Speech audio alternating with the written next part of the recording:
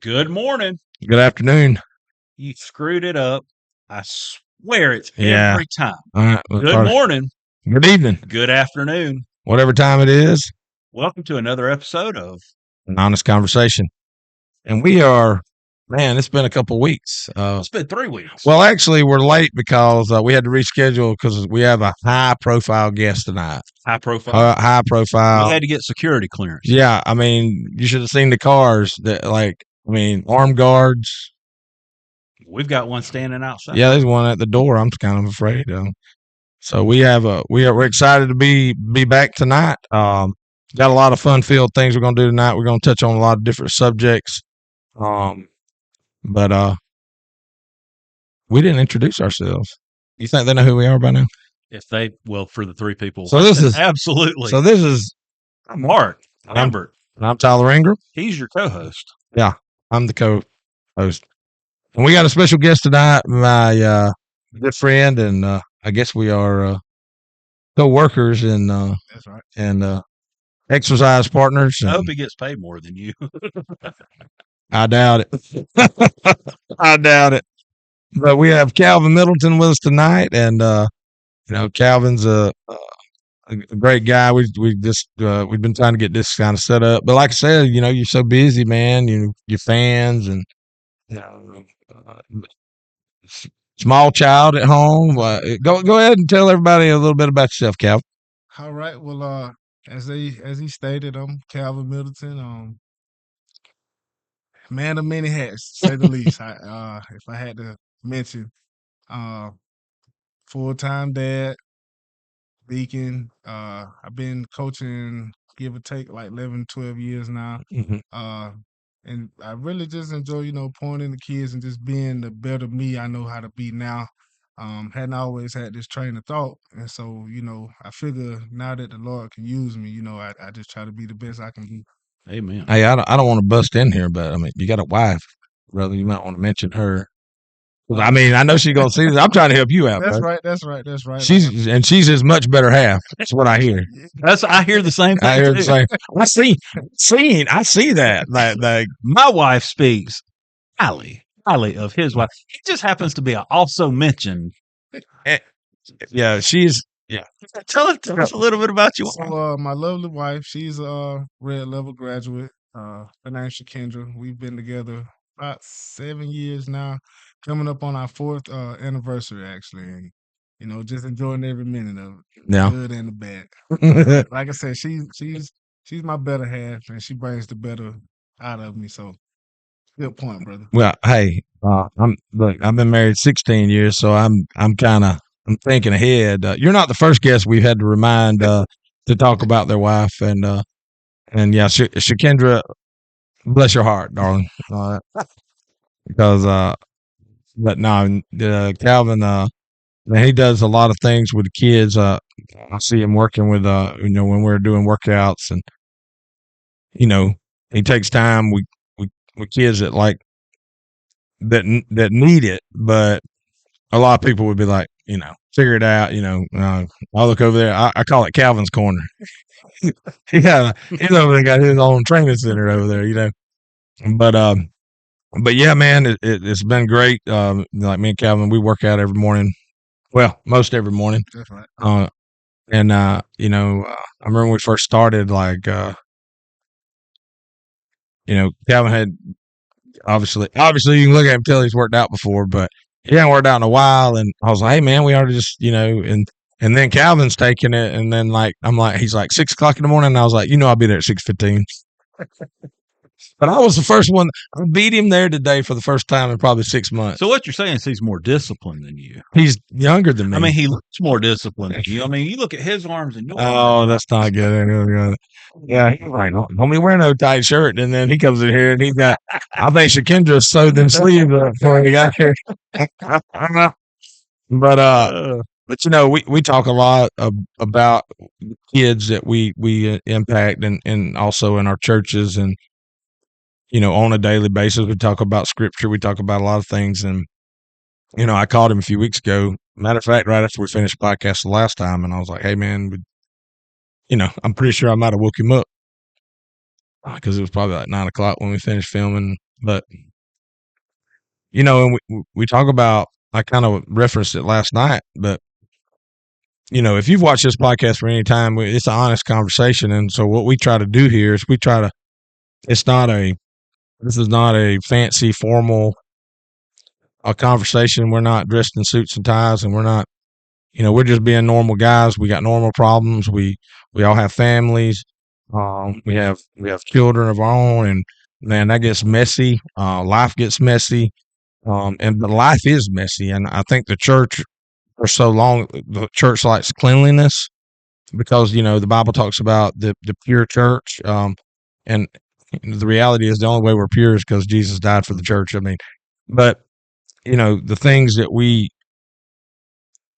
as Christians, when we get saved, we're saved because of what Jesus did. That's bar none. That's a non quote Coach Sanders. That's a non-negotiable, right? So we're saved by that. But there's a lot of work to be done, not to be saved, but because we are saved. And I think a lot of people want to see fruit. I talked about this last night in our Bible study in the sanctuary.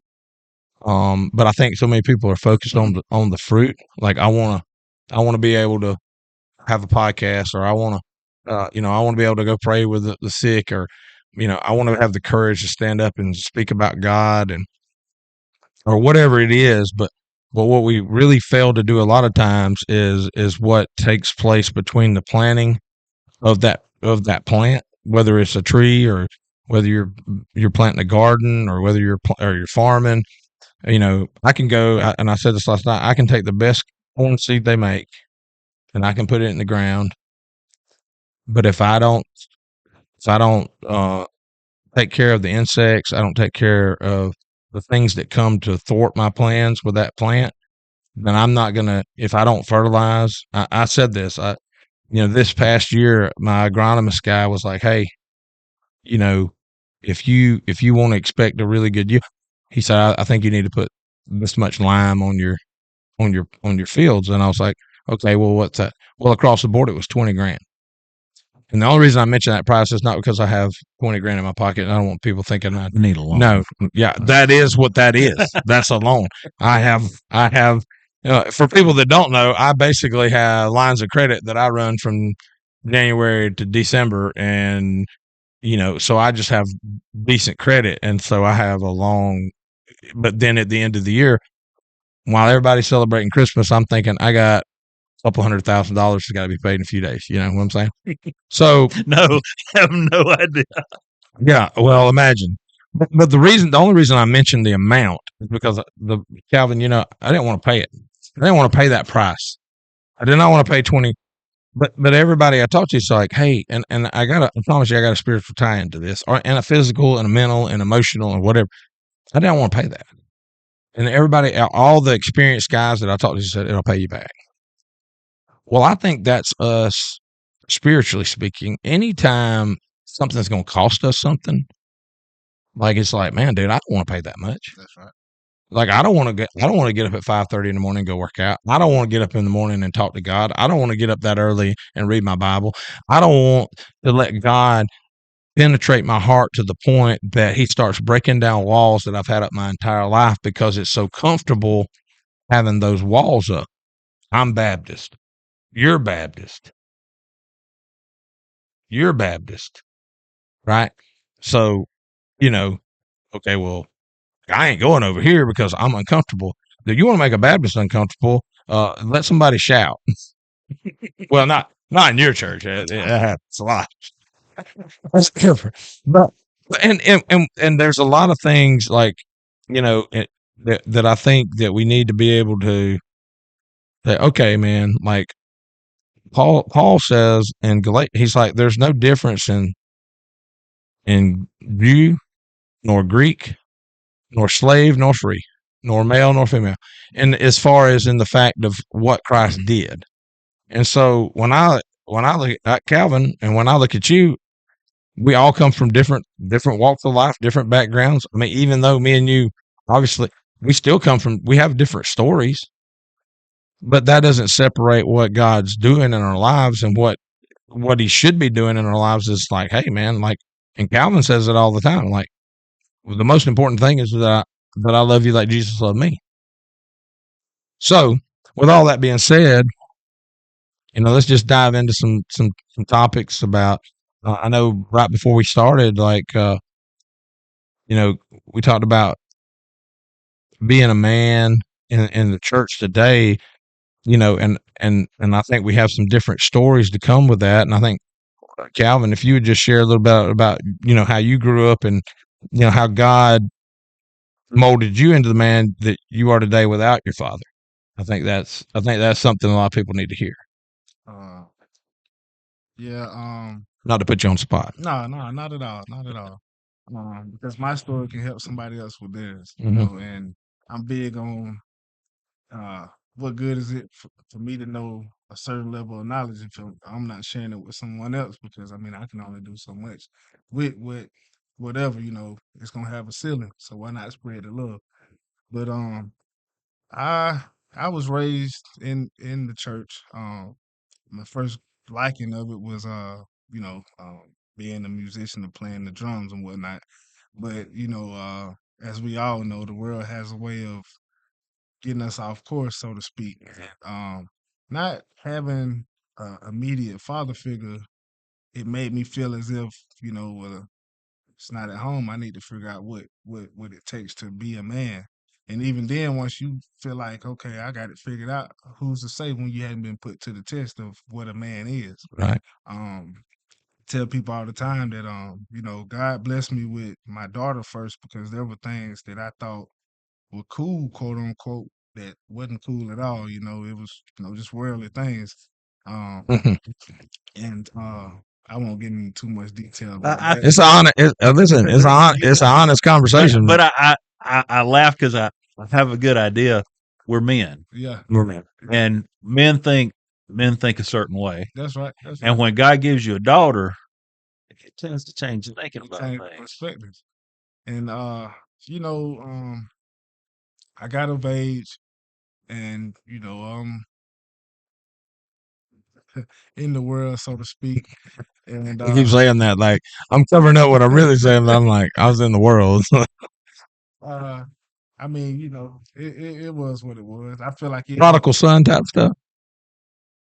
yeah, Yeah, yeah, that's probably that's a spot good. on. Yeah, that's It's probably a probably good one. spot That's on. it. Yeah, we've been there. I've been there. And the thing of the nature is, you can straddle the fence where the grass isn't green on the other side, but it looks so cool, it looks so breezy, or whatever the case. And the minute you run into that certain situation, you turn into God, or you find yourself participating in certain things, uh, and hit a brick wall and you turn into God. But it's like, well, heck, why not turn to God in the first place? Right. Uh, you find yourself participating in certain situations or certain things, or picking up things, and it's like, well, man, because what I had to come to realize, I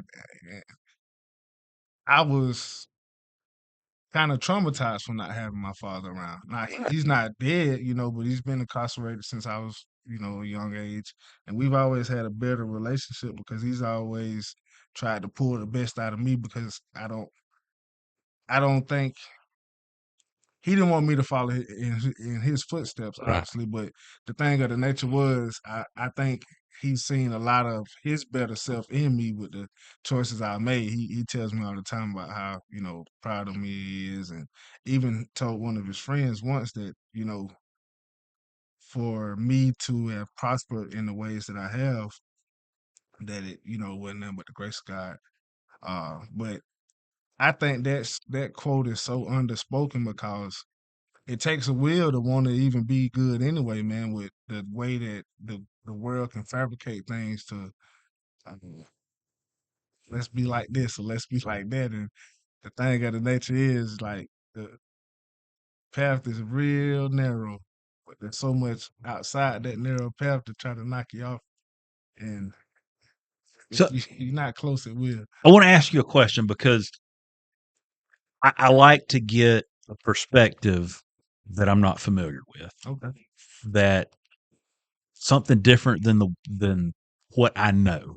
And Tyler and I were both fortunate enough to have both a mom and a dad in the household. Your daughter, you only have one child, Two kids. so your children now have two parents Mm-hmm. in the household.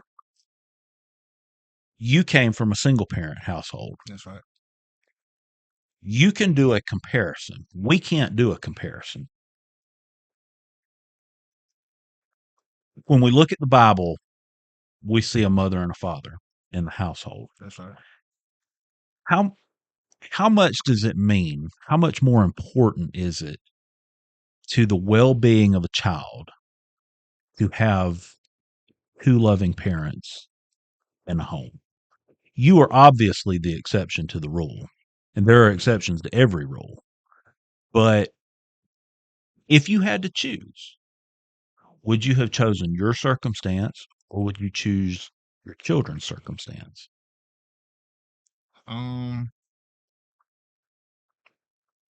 think that's a true question. That is, it is kind of Well, a trick question because you only know what you know. Right. But do you think it's important as the man in your home that you are there? Most definitely, because though women tend to shelter kids a little more when the man isn't present. Oh, we're gonna get serious now. Let's go. And Let's go. Now we're fixing to get into honest conversation. The thing of the nature of that, it has to be a certain will within that young man to want to be a man, or else, and as well as with that mother, she has to know when to let him be a man versus, kind of always patting him, Do you find that you know better when to let? Do you have a boy? yeah, it's Do you? 17 months. Okay, so as a man, do you think that you know better as a man when to let him be a man than your mom did? Wholeheartedly. Oh, absolutely. I mean, I ain't even there, and I mean, well, like me, because me and him, And you got all boys, so you know. I really find it funny that I figured that God would certainly punish me with a girl because of all my past. Well, I know say punish, but like hey, God is not mocked. You know what I mean? What you sow, you shall reap, brother. That's right. But I was thinking about, like, we talk about, and being a man, and like, and we kind of talk about this to, every time I have an opportunity to talk to a young man about, so when you're 17 years old, what is being a man like? And don't give me what was being a man to you like at 17? Being tough. Being tough, having a girl or girls, Being able to talk that game. spit the game, talk the thing. Yeah. Well, I don't know, but I mean, I thought I was pretty charismatic. I don't know, but when I was a young man, well, I thought I was a young man. Like, being a man was like, hey, let's see. And I go back to what the guy said. What's his name? Is it Phil? No, he's on TikTok a lot. He goes around speaking to you. Anyway, he said my nature was not to be married to one woman. My nature was to be with as many women, beautiful women. Variety is the spice of life. Like, yeah, I mean, like, be with as many beautiful women as that I can be with. And so there's still that, I think that, and Calvin mentioned this, like, the world's always trying to draw us back. And so we have a lot of young men right now. So me and Calvin, and what we do in our spare time, and our second and third and fourth job is we try to impact young men. Of course, we want to make them, in the weight room, we want to make them strong, and on the football field, we want to make them invincible and all those things. But, I have a 14-year-old son now, and I have one that's 23. I've got one that's about to be 21, and I have one that's 5 because I'm an idiot. Not that How old are your children? My oldest is 14, and then my youngest son, my son rather, is 17 months. Okay. Yeah. Can't wait for him to get his. Wait, he just said 14. 14 years old. That's right. And then not one? Not two. Not two. Yeah. Yeah, he's not 2. He's close to 2. I would have thought he was 2. He's a pretty big old boy. Yeah. Yeah, because me and my wife were having this conversation the other day, and she's like, "I'm pretty sure that his son is pretty young." I'm like, "That boy's 3 years old if he's a day." I mean, he's running around. But going back to what I was saying, so the world always is like, "Hey, this is what it looks like if you want to be cool." Like you say, the grass looks cool, the grass looks green, whatever. And then Jesus comes into our life. And I think for a lot of our young men, we had a kid that was a young man that was baptized last Sunday on our football team. That's right. 12 years old. Yeah. And they get baptized and they decide to make a choice for Jesus. And, the church is, and makes it so hard. Like, well, then they put a microscope on the young man and it's like, well, he's still saying this and he's still doing this. And, I think we as men need to come under those guys' wings and say, look, guys, and dude, it ain't going to get easy from here. Like, you're still going to, when a pretty girl walks by, you're still going to go, that's what you're going to want to do. And what really being a man is one, loving God and understanding that he loves you more than you could ever love him. That's right. And what really being a man is about is eventually finding a woman and loving that woman and showing your children how a man treats a woman. And we have so much distorted stuff with all the pornography and all the things that are out there. What the world is teaching young men, and even, I mean, I know we're older. I'm not ready to let go and say I'm old, but older. Those things were very real for us too. So, like, what is pornography and the things on TV? They treat the opposite sex, a woman, as an object for my pleasure. Mm. And so when young men go into marriages where, and they've been watching porn since they were 12 because that's what's going on now, whether people like to hear that or not, it's my plaything.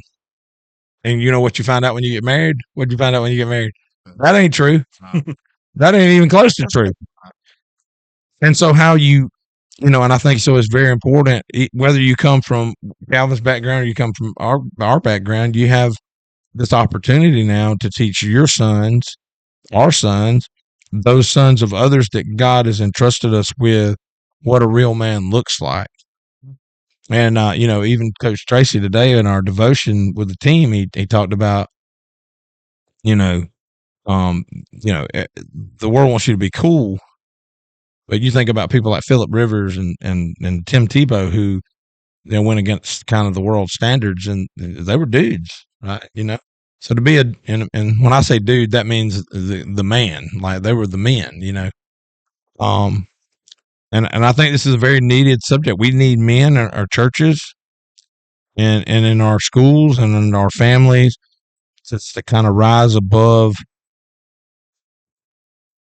kind of the status quo and say, you know what, I'm going to be a man that leads my family. I'm going to pray with my wife. I'm going to let my children will see me pray with my wife. I will pray with my children.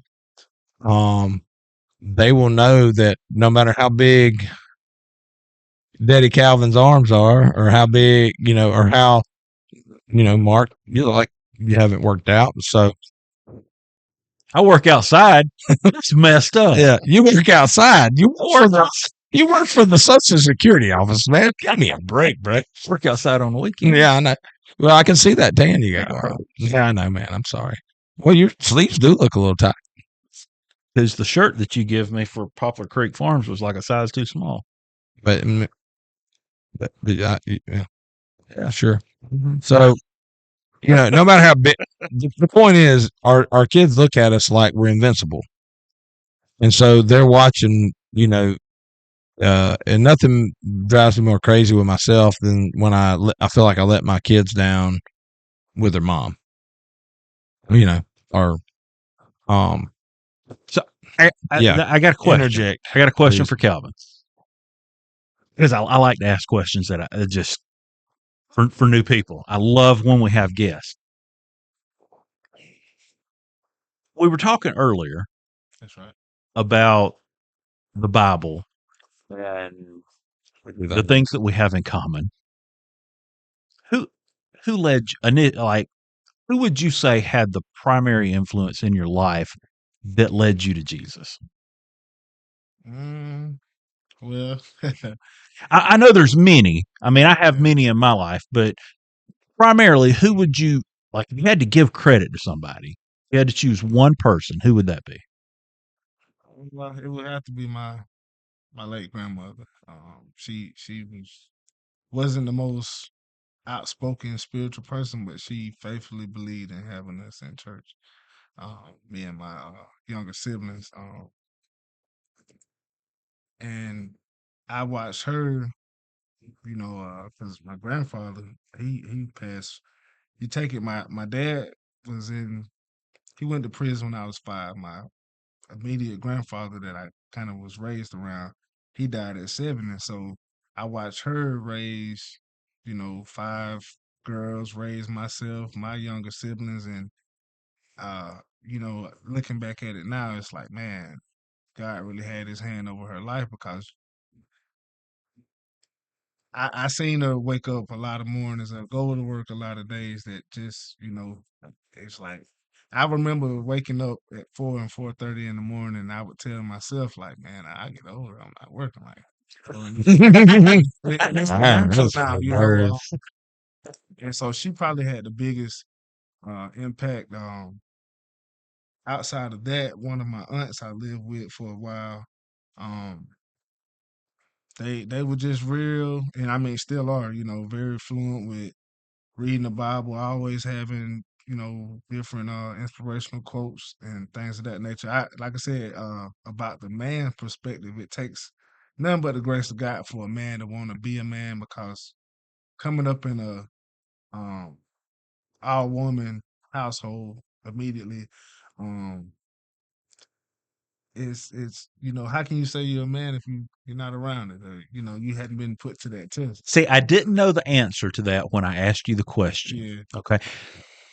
Last I don't know if it was last episode or the episode before, we addressed you may have heard about the thing at the Southern Baptist Convention when they made this thing that churches who had female pastors would be excluded from the group, blah blah blah. Anyway, the point I'm getting at, when a man isn't present, God will still work. Oh yeah. And he will Most work through, in your case, and in a lot of people's cases, the women in their lives. Mhm. Women have stepped up, taken the lead roles, and are the reason that many men, such as yourself, have come to Christ. Well, I say all the time, there's a lot of little old ladies in church that have kept a whole lot of hell prayed down. Because unfortunately, men we have fallen in the job that God has given us. Well, Calvin made the point about his dad being proud of, and like he was the better part. And I just I've been thinking about it for a while, and I would like to say, and that is, man, the Bible says, if not for the grace of God, there I go. I think that we're all a very bad choice away from something similar. I don't think any of us are immune, or, I think that we see that in David's life. Like, I think David was, first of all, King David, which is one of my favorite characters in all the Bible, just because he was so messed up and it makes me feel better about me. But I mean, and there's a lot of ways he was like the most powerful guy that you see. Like, he just had, his faith was so great, and you're like, you see these moments of where he had great faith, and then you also see these moments where he was not where he was supposed to be. And if he's where he's supposed to be, and I talk about that with my son, like, hey, if you're where you're supposed to be, you can eradicate a lot of temptation and problem. If David's not on the rooftop and he's with his army where he should have been, the Bible says at the time of the year where kings go to war, where was David? He was on his roof, and then he wouldn't have never seen Bathsheba, even lust after her to go get her, and we all know the rest of the story. And God said, and God says about this guy, this is a man after my own heart. And this is why I say, at the core root of the gospel, God gives our heart a desire for the things that God has a desire for. So when Psalms 37:4 says that delight in God and he will give you the desires of your heart. A lot of people think, oh, okay, well, no, God is like when I wake up and when he wakes up and when you wake up, man, my goal is like, dude, I want to kill it today. Like I want to influence, I want to do, and I don't always do all those things, but that's the desire of my heart.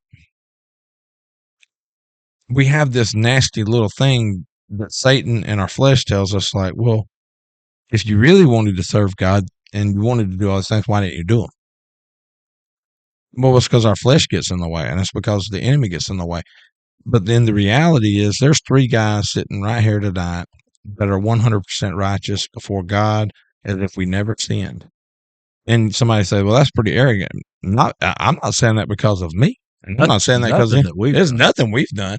But because we are born again, because we are in the, we are a part of God's chosen, redeemed, man, I got all the confidence in the world because, like, it's kind of like if I was going to play, and everybody can probably look at me and tell I'm not a basketball player, but if I had Michael Jordan on my team and I was playing you guys, I'd be talking some smack. You know what I'm saying? Because I know, hey, look, he's gonna win it for me. And I think that is a good analogy to say, hey, Jesus is going to win it for all of us. That's right. And we talk about a lot of different things and kind of just changing gears a little bit from we talk about, and I think it was really important for Calvin to tell that story. And I've heard it, me and Calvin's talked about it so many times. But also, I think there's some other things we need to discuss tonight too. And we talked about it before, but like as a Christian, does God see me as a young, flowing hair versus some old guy over here with very little hair? And then this really young guy who's got dreads, which I'm envious of. Man, if I was a black guy, I'd have dreads. You hear me? Like I'd be, he loves me more because my eyes are blue. He loves you. He loves you more because he knows how strong you are, and he's like he can go without hair. Starts laughing. I just leave it. So, but like something I really, and I've spent my entire life. In case our audience hasn't noticed a difference tonight from all of our previous, Calvin's Norwegian. I don't know if y'all knew that. Like you're from northern Norway. He's been hanging out with me so long, he may be that way. He's been listening to a lot of Creed in the mornings. I told him the other day, I was like, man, he's gonna have no dread. He's gonna be talking all white and everything. He's been listening to Creed every morning with me, so but we wanted to have fun with this. Yes. Okay. Calvin's black. I don't know if y'all knew that. I believe that's not politically correct. That is not politically correct. It's an honest conversation. I didn't know and I say that because that's how it should be. All right. Yeah. I'm like, you black? Y'all are white? We've been looking at years worth of episodes, and we haven't figured that out yet. I'm Irish. All right. So I told Calvin this morning I was going to be the best Irish rapper that ever came out. So to be fair and honest, I mean, Calvin, you are our first guest who has a significantly higher amount of melanin than the rest of us. Yeah, and we were trying to get but we make all that point, and people say all the time like, well, I don't see this or I don't see that. And I spent my entire life growing up in the locker room, and I tell Calvin all the time. Like a lot of my friends in school, I mean, I had white friends that, but it really didn't matter to me. I mean, not that I'm oblivious to the difference, right? From any standpoint, but and I have a deep desire for the kind of relationship me and him have. And I have a relationship with many, my relationship with him, I don't talk to him any differently than I would talk to you. Mm. And I want to know, because I say this, I share things like this. One thing I've noticed is like, hey man, there's no black heaven and white heaven. There's no Pentecostal heaven and Baptist heaven. There's no Methodist heaven. There's no charismatic heaven. There's no a Democrat or Republican heaven. I mean, like we're all going to be in the same place. And I know that we still have this nasty stuff called flesh, like, and that keeps us. And I think you said it like and I think it's the nasty word. Not that there's anything wrong with what I'm about to say in some aspects, but I think the word tradition is a nasty word because we do what do we say, Calvin, to the kids? What do we say? Insanity. What's the definition of insanity? To continue Doing the same thing, expecting a different result. result. And so we're all kind of, and we're, this don't, and I kind of like what you said, even though it did sound a little racist. I mean, we'll take care of him later. But but I like what you said because the reality is what, like we're saying what's true. The truth is there are barriers that I would love to get to, nobody, we're not going to get to a place where everybody who watches this, where everybody, they're not going to get past some things, right? And they may never get past some things this side of heaven. But what I would love to see is like an honest conversation, like, hey, we're coming together. We're not saying there hasn't been an issue or a problem because there has. We're not acknowledging it. But hey, how about dude? To me, I'm past it. Like I never, I don't know what it was like back 100 years ago and 200 years ago and 50 years ago. Mark, you almost know what it was like 50 years ago, but I'm still. You like to talk about how You're killing me. you're Gen X, You're and killing me. me and you are. What year were you born? 90.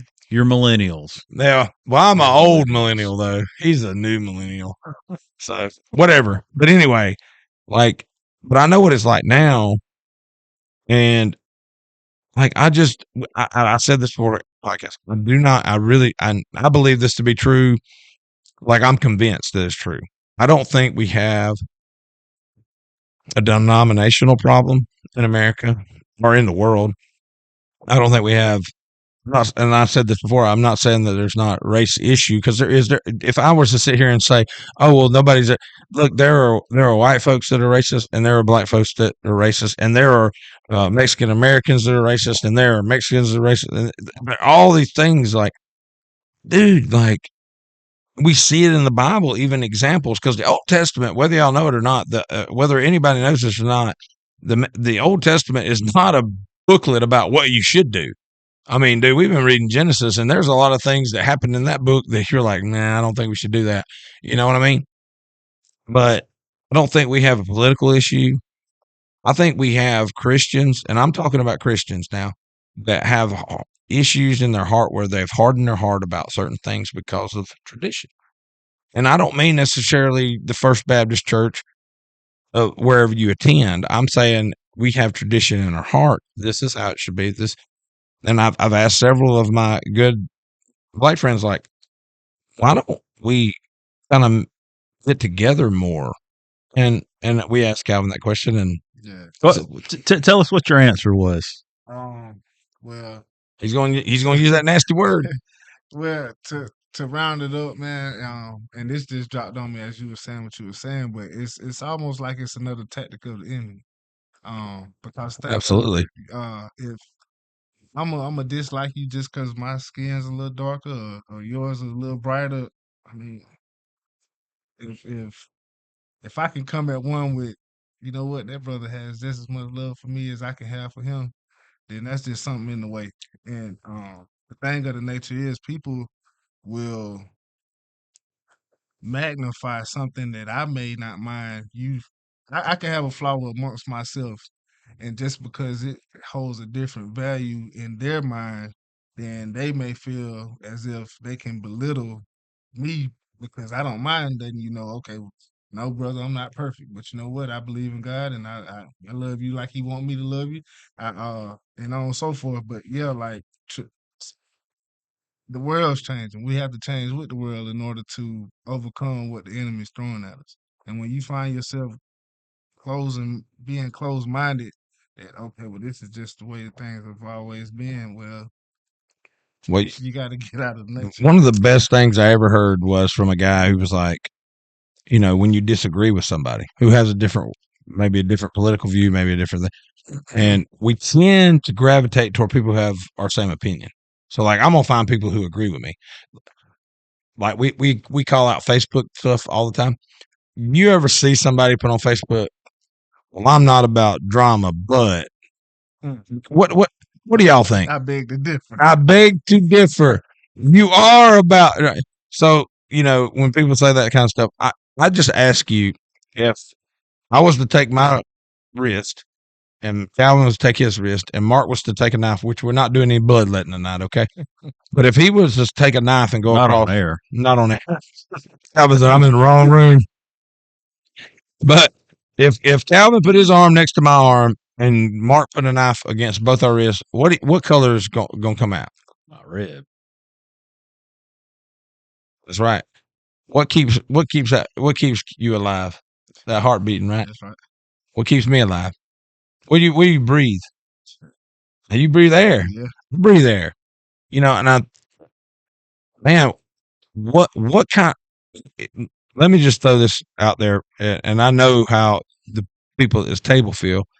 What kind of butt kicking could we give the enemy if we were like, you know what? I'm not going to allow any of that to come in. Yeah. I mean, dude, there's like I look back. I'm a history guy, big on history, love history. I love American Revolutionary War. I love the Civil War. I don't love what happened. I just love studying that stuff. And absolutely, when we look back on those things, what do we see? Wrong, wrong, wrong. From so many levels, from both sides, wrong, wrong, wrong. And the thing about history is if you don't learn from history, you're bound to repeat it. If you don't learn from that stuff, like you're bound to repeat it. But the reality is like, man, we have an opportunity to say, you know what, Satan, man, I don't care. He don't care. Like we're gonna love each other and we're gonna be friends. We're gonna work together. We're gonna love. We're gonna talk about because we believe in the same God, and all these people that get tied up in white Jesus and black Jesus, and I'm like, he wasn't white and he wasn't black. He was he was he was a Jew. Like, and I'm not even mad because he's not. He died to save every one of us. Man, dude, I am nothing. Because his blood was red too. I am nothing without the blood of Jesus. I'm nothing. I don't care if I preach to thousands. I don't care if I'm the best strength coach and bigger than Calvin. I just had to throw that in there, even though the crowd can see that he's obviously bigger than me. Clearly. It's his dark skin tone. It makes him look bigger. Calvin, I always say that though. When I'm like, you guys look big.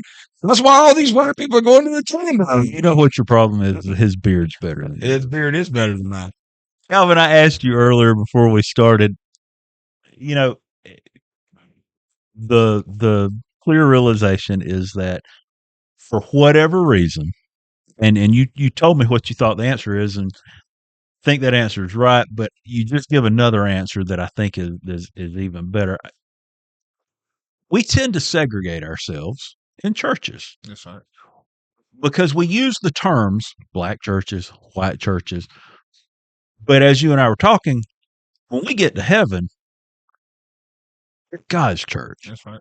He sent Jesus for his church, for his people. And there's no differences between any of us. The only thing that we have in common is Jesus. Mm. And I asked you, why do you think that is? And you said tradition. And I think you're right. But I think you're even more right when you said it's a tactic that the enemy uses. Mm-hmm. What do you think that it is a problem that we tend to do that?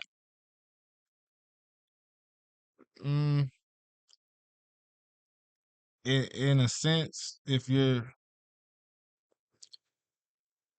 if you're not willing to, like Tyler said, break that barrier to where, okay, I have to feel obligated to just attend this church because this is what I'm comfortable with. Wholeheartedly, I feel like if you're not seeking truth, then you headed in the wrong direction anyway. It shouldn't matter who's delivering the message as long as it comes from that book and it's thorough. Do you know that I've had way more fun at black church than I ever have at white church? I got to preach. I preached at We'd have more fun at our church if you were more fun. Nah, that's not true. They talked to me. They talked to me. My daddy, we went over to Ronald Hunter when he was over at New New Friendship over there on Greater Mott. Mhm. And I started preaching, and boy, they were like, yes, sir, and Daddy was like, he leaned over, my dad was in the crowd, and he leaned over, and he was like, if y'all don't stop cheering him on, he gonna preach for 3 hours. You know what I think? You could preach for 2.5 when they were cheering. You know what I think? You know what I think that where black churches are hitting it that white churches aren't? Because the Bible talks about, we're gonna worship God all day, every day, and white folks are just used to an hour.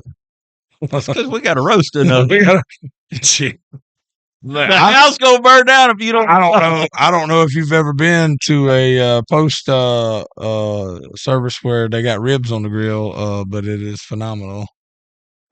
Calvin's like, I'm getting hungry talking about all this.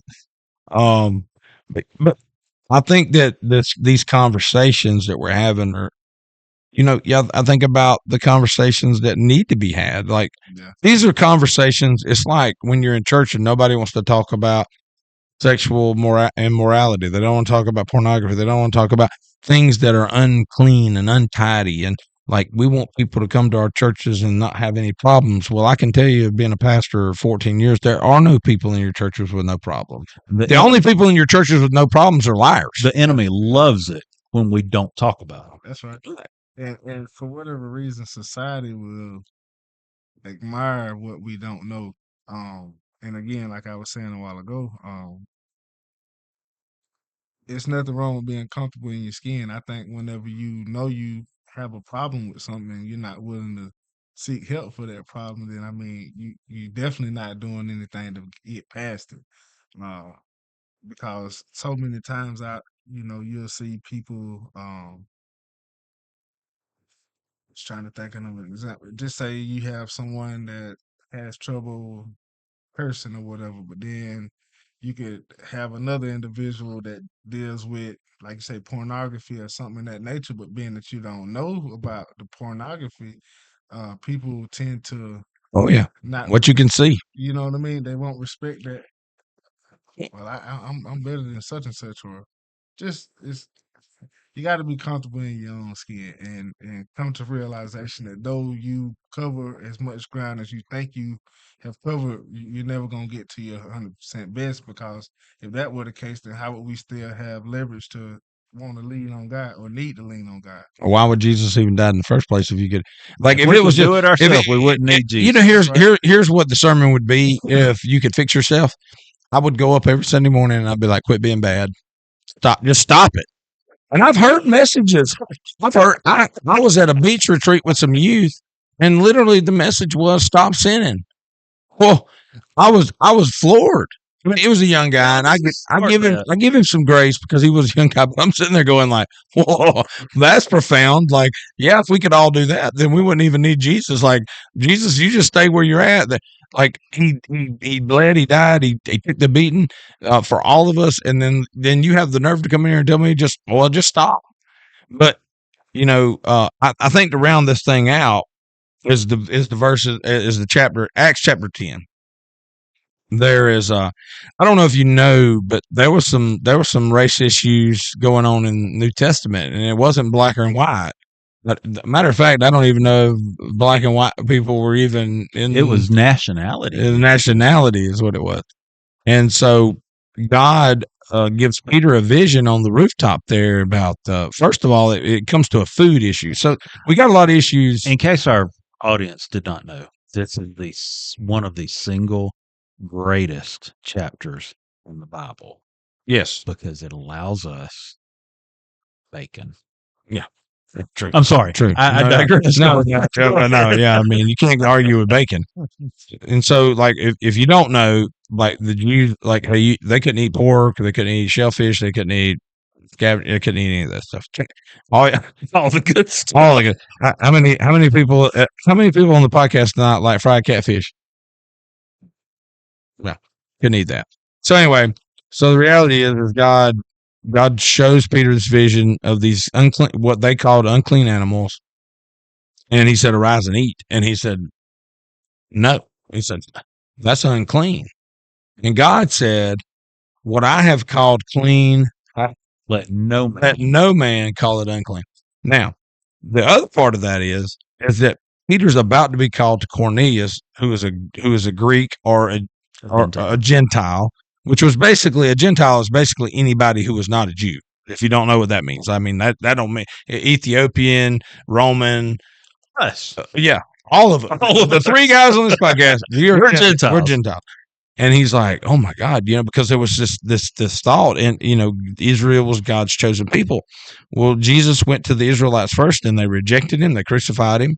Doesn't mean that God doesn't save Israelites, because he's saving Jews all the time. He's saving Israelites all the time. But Peter was wrestling with that. Like it would be like if God said, "Calvin, go down to the First Baptist whitest church you can find, and go and speak there," and it's like, shoot, or or vice versa. And you're just like, there's a lot of apprehension there. Like, oh, I don't know if they're going. It's like when Jonah.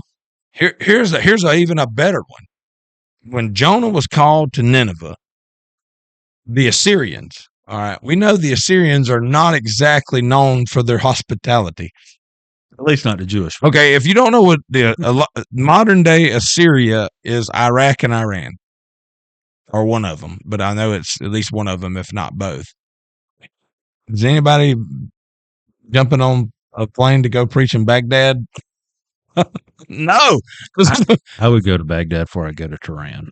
Anyway, point is the message is, well, John was like, "Dude, I'm hitching a boat out of here. I'm going down to Tarsus."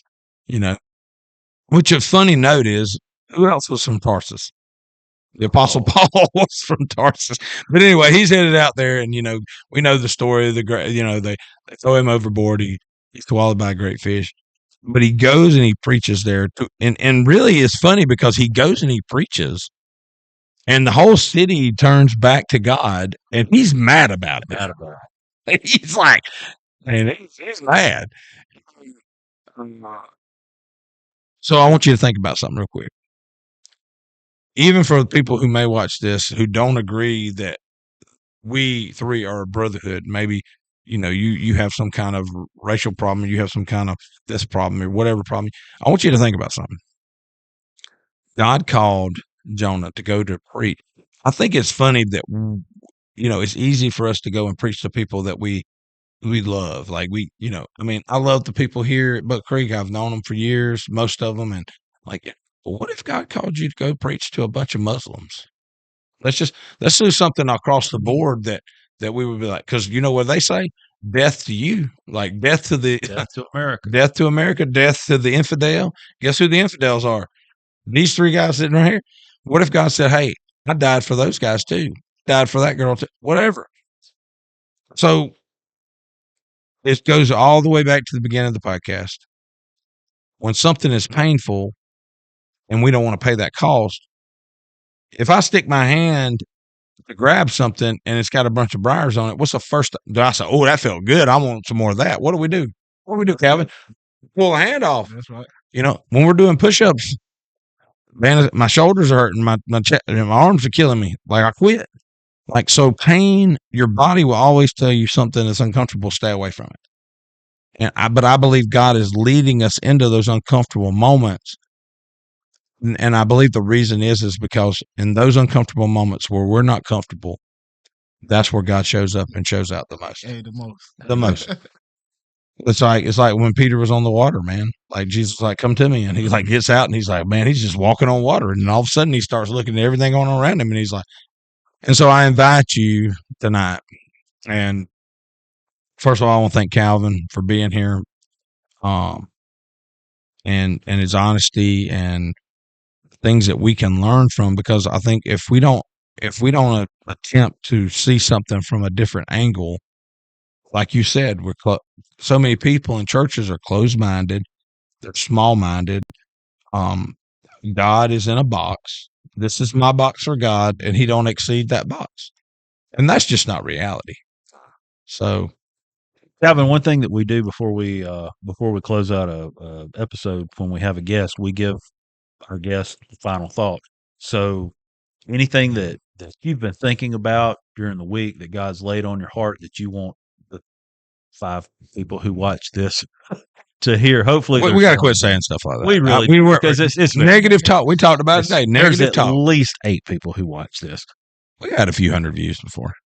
More when we do. Well, with TikToks. Calvin, More when we do TikToks. Yeah, we're going to get this one on TikTok. Are you on TikTok, Calvin? Yeah, I'm on. There we go. Are we following each other? Probably not. I only advertise my haircuts and things like that. By the way, Calvin cuts hair if you're looking for a good haircut or a good shave. Really? Yeah, I know. I'm thinking about letting him be my barber. Just to say, Britta does my hair, and it.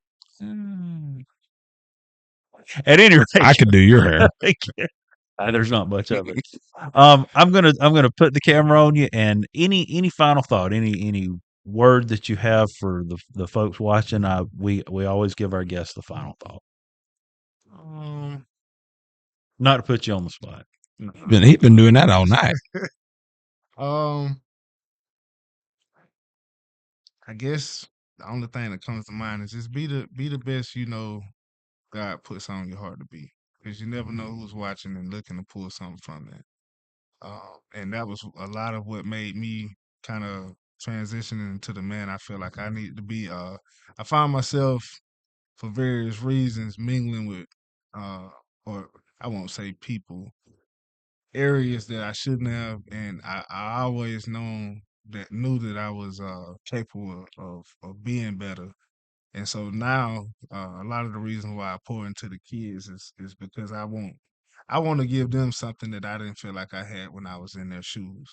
And just, from a lot of different perspectives, mentally, spiritually, physically, just push yourself. I'm bad about saying, and it's not a bad thing, but God put us in the shoes that we walk around in because we can fit them.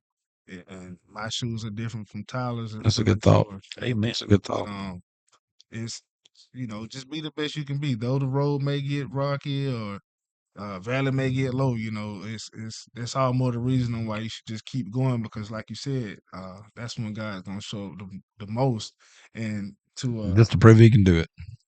To end it, I seen a video once, and this gentleman was talking to his wife and kids, and they were all of age, but he was speaking about how Job in his scenario, and about how all kind of chaos hit him, and things of that nature. And so what he was relying to his family, that anytime you feel like you get in a situation and all type of chaos is headed your way, or you're just dealing with all different types of things, take it as if you just came up in a conversation amongst like Job did, in a conversation with God and the enemy, but wholeheartedly. Though Job had to endure certain things, he was still rewarded with double, because he didn't lose his faith in God. And life will throw some punches at you. You just gotta maneuver and keep being the best you. Keep putting your best foot. Adapt and execute. That's right. Amen. Yeah. Thank you. Hey, man. Thanks, Calvin, for being on tonight. Hey, don't let it be my last time. No, man. No. The fact you want to be back on is encouraging. Never had against that. Well, yeah. So Calvin will be here with us next week. But yes, no, it won't be the last time. We got to get Dee Dee up here. Talk about the baby, and that's it. Yeah, he probably ain't slept in, like, you see him this morning at the coach's meeting. He's just like, I'm like, Dee Dee, you sleeping? But no. Check us out on YouTube, Spotify, Apple Music, or Apple Podcasts, excuse me. We're not doing music yet, but an honest Hey, conversation. we could have a musical episode and get Hunt up here to play the piano. Yeah, and Calvin can sing. He was singing before. An honest conversation 25 at Gmail. Hit us up. Just honest conversation 25@gmail.com. I was so confident I said it right. That's all right. Honest conversation 25 at Gmail. For any questions, any comments, you can leave them there on YouTube.